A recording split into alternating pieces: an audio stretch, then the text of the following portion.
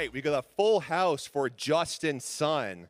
So, look, we all know Justin Sun. He's like the star of Hong Kong crypto. But we don't know this guy right here, Zach, who came all the way from the US to talk to us in Hong Kong. So, Zach, tell us about your crypto origin story and how you came about with World Liberty Foundation and all that good stuff.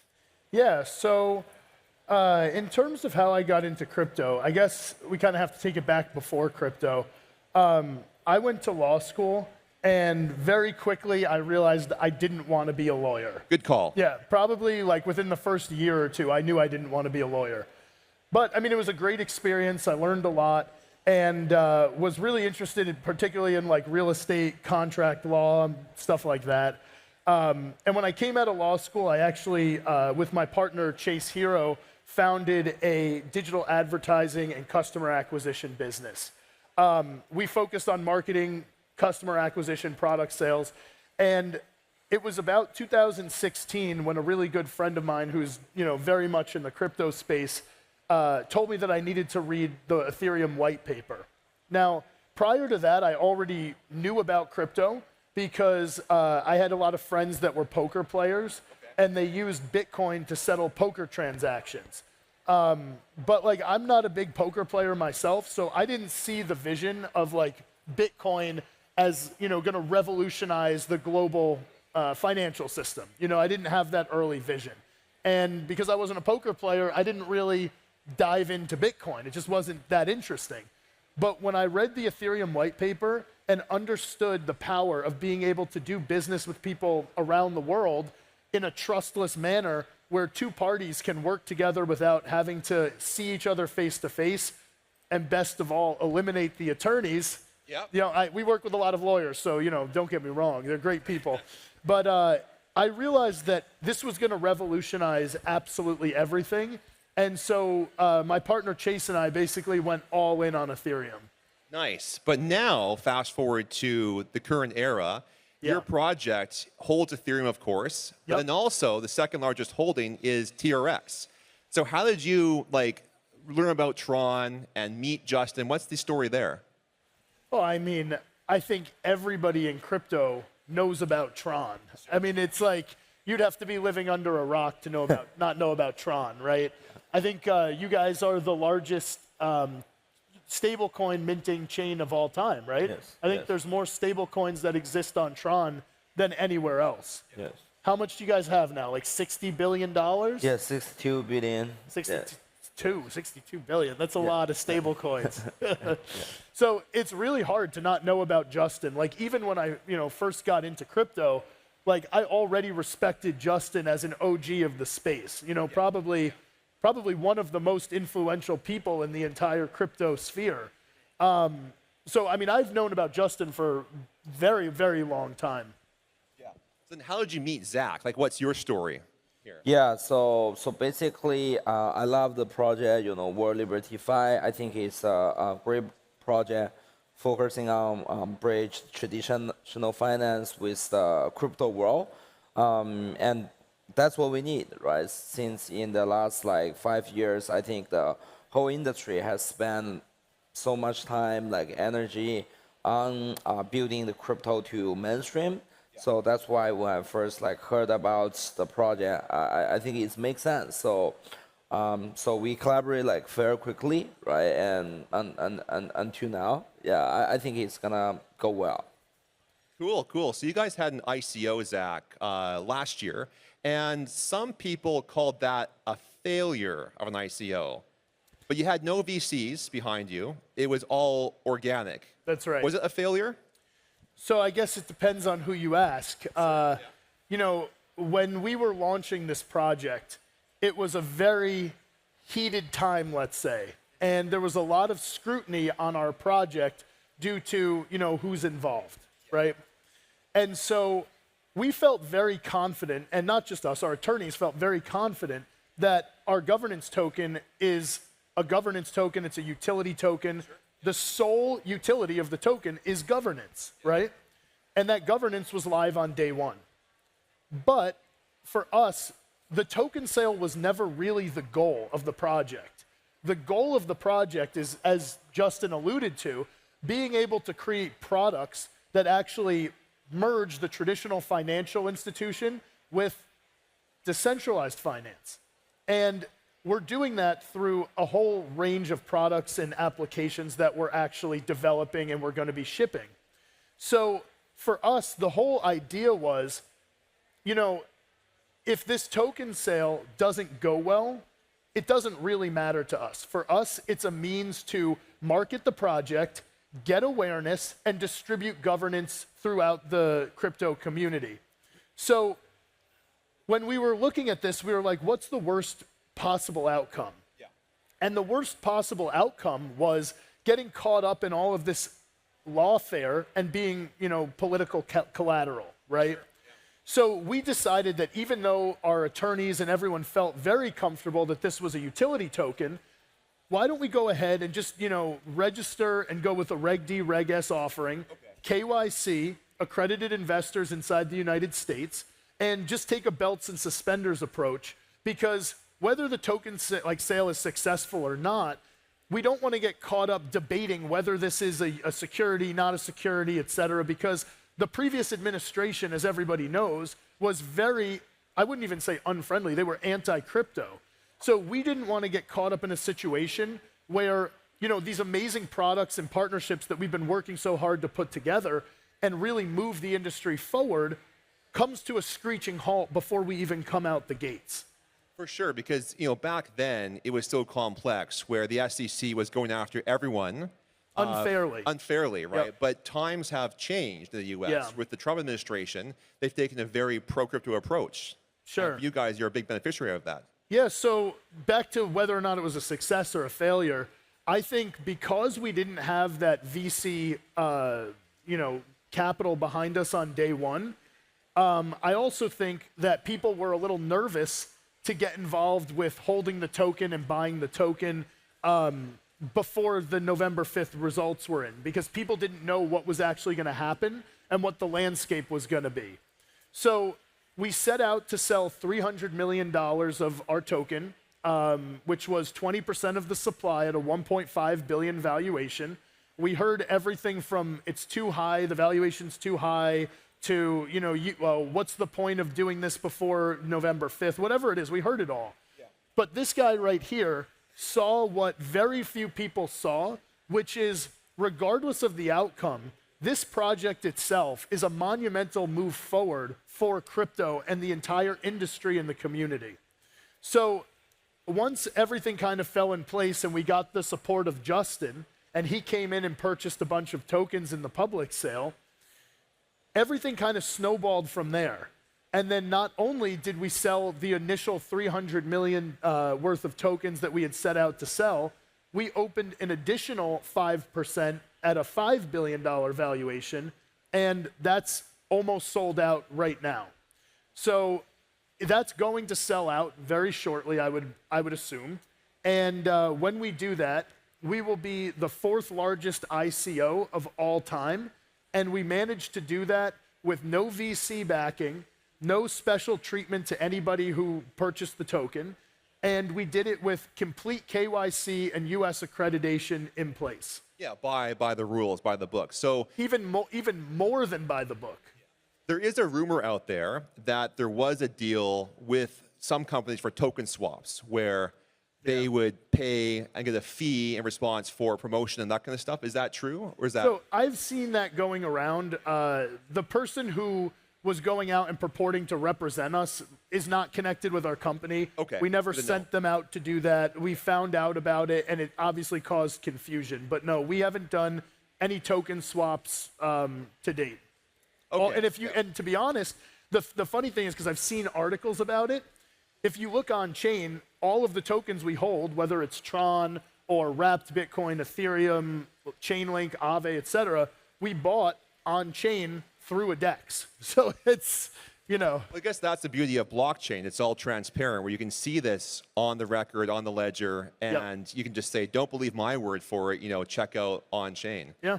Very cool. So moving over to TRON. So Justin, like TRON right now was a big success story of last year. TRX is up like 75%, beat Solana, beat Ethereum. Like, why is that? Like, why is it doing so well? Yes, sure, totally. So first of all, I think be focused. So we have been focused quite long on stablecoin development. Currently, we are almost the #1 stablecoin network in terms of like transaction volume. I think soon will be the holding protocol for most of the stablecoins. And also, by doing that, we are also focusing on DeFi. We built a JustLand protocol. Recently, we launched a decentralized stablecoin called USDD, which is also reached around $200 million TVL. And also, of course, we support World Liberty Fi. We try to grow and bridge the decentralized finance with the traditional finance altogether. And also, of course, I think we also pay some attention to memes, NFT developments, and what happened in the crypto space like every day. And also, I want to chime in a little bit about the tokenomics on TRON is also important. Actually, TRON is the only deflationary token among all the top 10 major cryptocurrency. Bitcoin, of course, we know is cut supply like every 4 years by half, but still Bitcoin is inflation crypto, and Ethereum, probably be deflation for 1 or 2 days, but most of the time is still inflation token. If we look at like Solana and other token, the inflation rate is even way higher. It's like 12%, 15%, something. TRON is the only crypto, if you check on the browser, it's transparent there. It's 2-3% deflationary every year. So one of the reasons is because of the network activities, like everybody use it, just like Ethereum EIP 1559, people burn the Ethereum for the transaction. So that's why the overall the network is very healthy. It's more demand rather than the supply, and the people use it. And if you see the TRON K line, you will see, especially for monthly K line, so you will see it's growing like basically every month. I think with a good rate, rather than I don't like crypto, to pump up like 10x, today and down, 90% tomorrow. I think a stable growth, right, is what everybody wants. That's also what you see what happened on Bitcoin. So that's also my vision for TRX. We want to do it like gradually, successful in the long run. Very cool. So you're right now at 64 billion of stablecoins issued on chain. Yes. Where's the demand coming from? Like, why are people using TRON for stablecoins and not, say, Ethereum or Solana or what have you? Yes, totally. So first of all, I think TRON has become the default stablecoin payment network for everybody. I think we have seen at least $1 to $2 billion increase like every month on TRON about the supply of USDT. Actually, lots of people seeing TRON basically as the default like platform for stable transaction. For some of them, get into the TRON protocol, have no idea about Ethereum, like Solana, even crypto in the first place. They just get the crypto payment, get stablecoin payment. They thought it's just US dollar payment. So that's also something I think I'm proud of. We create this kind of the user experience. People don't need to get to know about stablecoin, get to know about Tether, get to know about TRON in the first place before they even using them.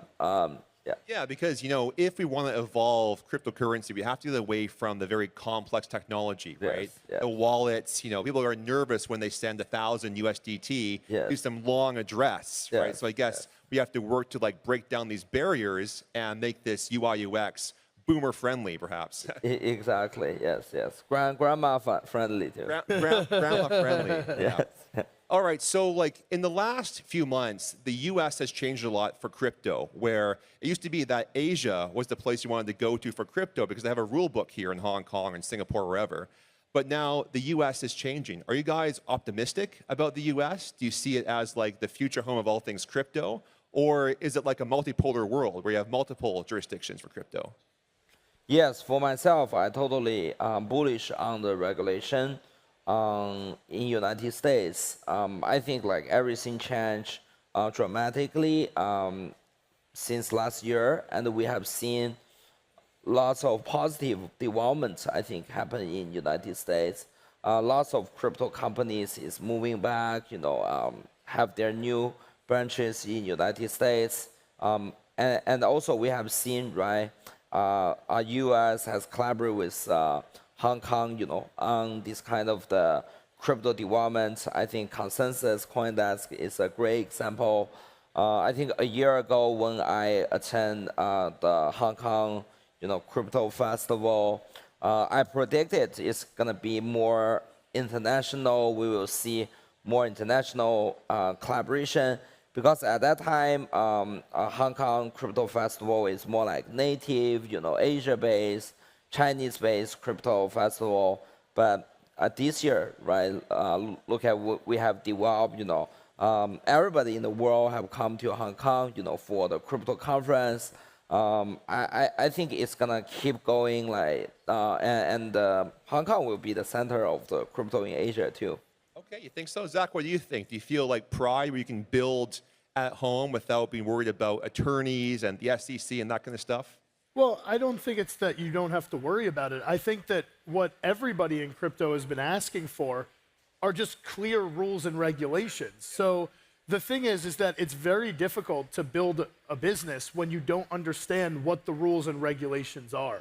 So I think what most people, most founders, and most people in the community want to see is just a clearly defined set of rules and regulations that every single project can set out and know, okay, here's what we're allowed to do, here's what we're not allowed to do. Whereas in the past, what it's been is even companies that are taking extra safe precautions are still being treated as if they're doing something wrong because there's no clarity and there's no guidelines or framework as to what actually is right and wrong. So I think that, or I'm hopeful that we're going to start to get some of that, and it becomes a place where founders and companies don't feel the need to move offshore, don't feel the need to go elsewhere, and we can bring crypto back to the United States and make it, the crypto capital of the planet. And we've already started to see that. A lot of companies that have US founders, like Justin was saying, are already starting to come back to the US and be proud of the fact that they're US based. For sure. Do you have like a wish list for crypto rules to change in the US, Zach or Justin? Like what do you want to see change the most? Like do you have the top 3 things you want to see happen? Yeah, I hope next consensus event in New York, because I start to attend consensus event in New York, back in 2018. So it's 7 years now. I think for my top wish list, I can attend the consensus in New York, probably in 10-year anniversary. Something. Okay, we'll have Justin sign the keynote when we're back in the U.S. speaking there. Yes. So going back to stablecoins for a second, there's a belief that TRON's the network of trouble for stablecoins. The bad stuff, drugs, guns, all that nonsense. Yes. But you guys have worked close with Tether and TRM Labs to build out a unit to fight bad actors and fight crime. Can you talk about that? Because we reported actually in CoinDesk that you guys hit $100 million of frozen funds with this group. Yes, totally. We are very open to the global law enforcement regulators to combat illicit activities. Actually, we are also one of the best in this area. I won't mention the competitor names, but actually we freeze most of the illicit funds, I think, within a few hours. It's get reported by the police, which is the it's the golden time. It's important because the first 12 hours is the most like precious time. But the competitor got 6 months to react in any way. So that's why I think we have like a very robust team, which we're gonna talk about that I think in the next panel, right? We have the best data analysis company in the world, best stablecoin protocol company in the world. We guarantee, the stablecoin and the crypto technology will only be used for the legal activities. So that's why I think we also get lots of like thank you letters from all government authorities around the world. And they kind of like impressed by our reaction and the whole structure and put on the great help on their operations. So that's something I'm proud of, and we will continue to invest and even build more team on that. I think we are not only gonna prove we are the #1 in the regulation or for the authority in crypto world, but also we want to make law enforcement authorities believe we are actually doing better job for Standard Chartered, HSBC, those big traditional banks. Yeah, because like it's one thing for us to talk about crypto and on-chain data, but to get like some judge or some cop to understand how this whole thing works, that's the missing key, which you guys, I think, are doing quite well at TRM Labs. Yes, totally. For lots of government authorities, it's hard for them to understand crypto in the first place. And then when they find out something goes wrong, the money is in the hands of the bad actor. So that's why we want to shorten those time period, right? To make sure the money gets back, right? And the authority get educated, and they will next time they will do it faster, to make sure crypto is the same with. In terms of safety, in terms of the regulation friendly, it's similar to the banks. So that's also like very important. I think what we do here and collaborate with the law enforcement like globally to make sure it happens. You think that's the biggest barrier to adoption, is that law enforcement still doesn't trust crypto? Like, is there other things as well for that? Yeah, besides user experience, right? Definitely, I believe this is also one of the key here, right? Hopefully, like one day we will see, U.S. government even trust their money with cryptocurrency, right? Right now, I think they only have cryptocurrency because they confiscated from like other bad actors, right? But U.S. government didn't really pull their all money into cryptocurrency more. I think other government, have the similar situation. But we want to make sure it's safe, user experience, easy to understand, and eventually government can trust crypto with their own money, right? So you think one day we'll have the Fed owning Bitcoin alongside dollars and gold, maybe? Yeah, totally. Zach, what do you think? We have that reserve of Bitcoin in the U.S.? I mean, it sounds good to me. It sounds good to me. Exactly. Okay. So one of the big themes, this year has been, meme tokens, right? We have meme tokens about politics, about jokes, all that kind of stuff. Do you guys think that memes are like the future of crypto, or are they like one part of the broader ecosystem? Yeah, sure. I definitely believe meme is the future of crypto. But I recently, right, we have seen, right, some like meme token has gone down like dramatically. I think one of the reasons is you need to do meme token in the right way, right? So we cannot do like meme token like PVP, like a rug pool, the crypto traders. Back then, for example, today, you've seen some of the meme coin launch on the platform is get like super high valuation. At first, when they launch, price go down, it's just similar to like VC coins, right? So back then, when I first know about PEEP, Shiba, like Dogecoin, it's trading by the community for quite a long time, and without like anyone take it like seriously in the first place.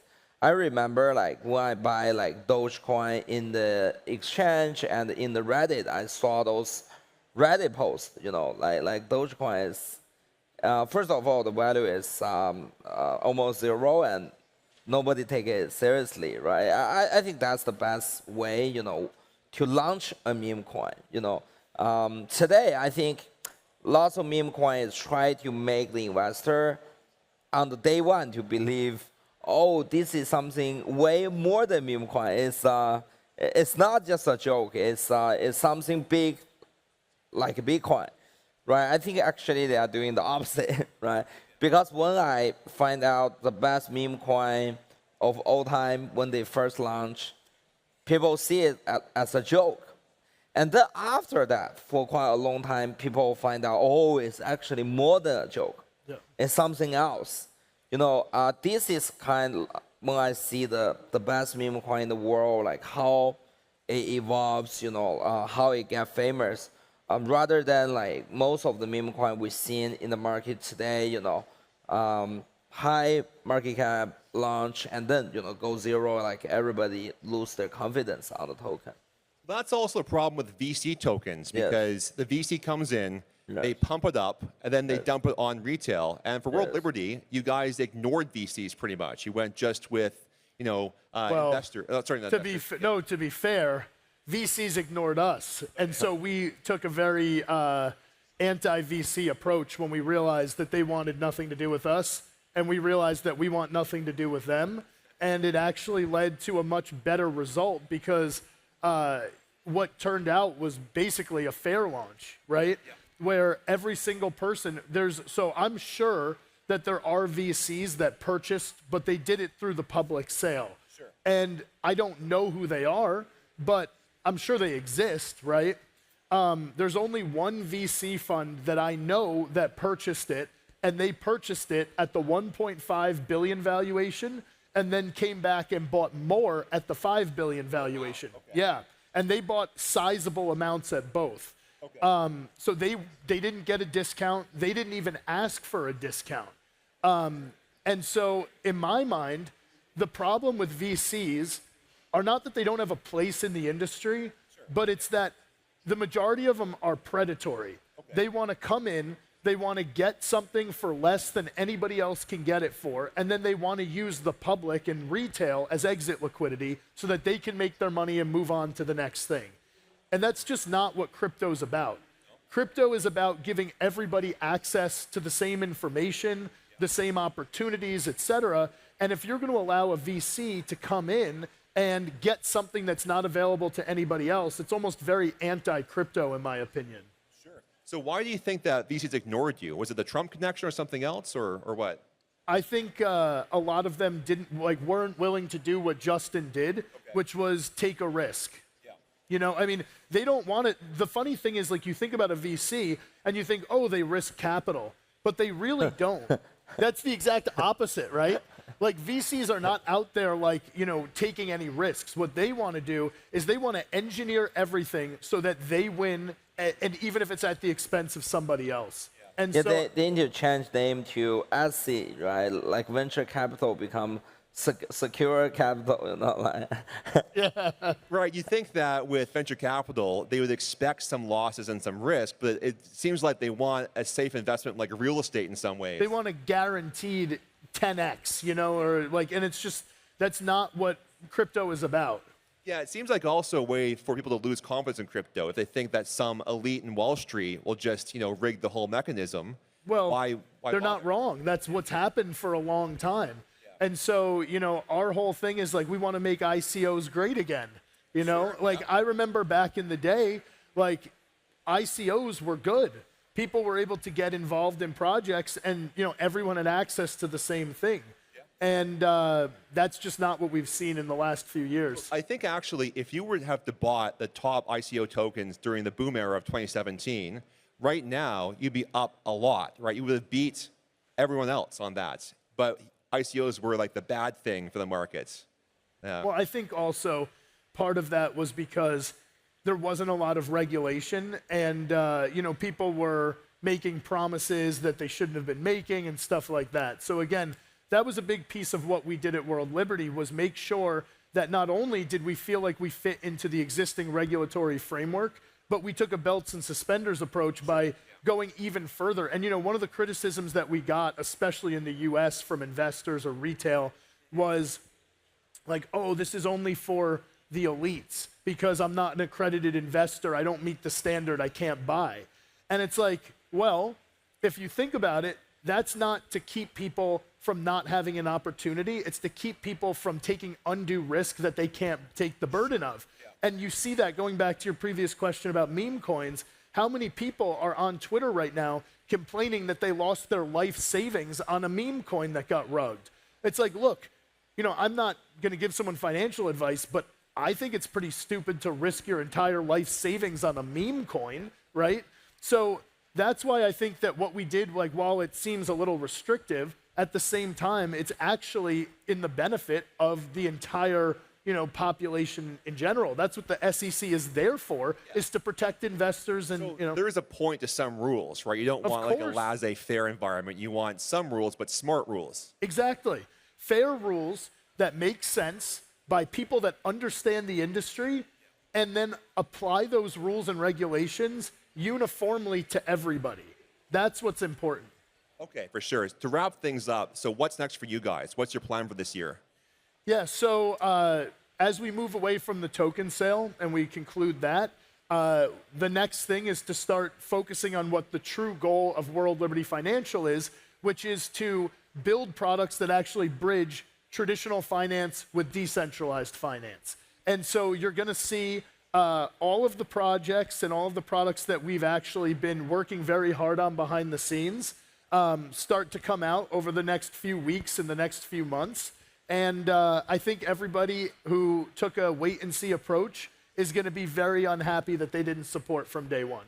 Okay, good to know. Justin, what about you guys? What's next for you? Yeah, we launched USDD a few weeks ago. It's grown to $200 billion. $200 million. Yeah. I speak for my That'd be trim members. Stablecoin if it was that much. Yes. Yeah. So $200 million, we will continue to build that. I think our target will be double the market cap, I think, very soon. We want to collaborate with all the exchanges. Right now, we provide like very high yield, I think around 20%. We will close monitor on that, to see like how it benefits our community. And also besides that, I think this year we also have an AI product we're gonna launch very soon. It's a DeepSeek based, large language mode. We will launch like quite soon. I think in Q2 something as well. Share more about that right now? Yeah, sure, totally.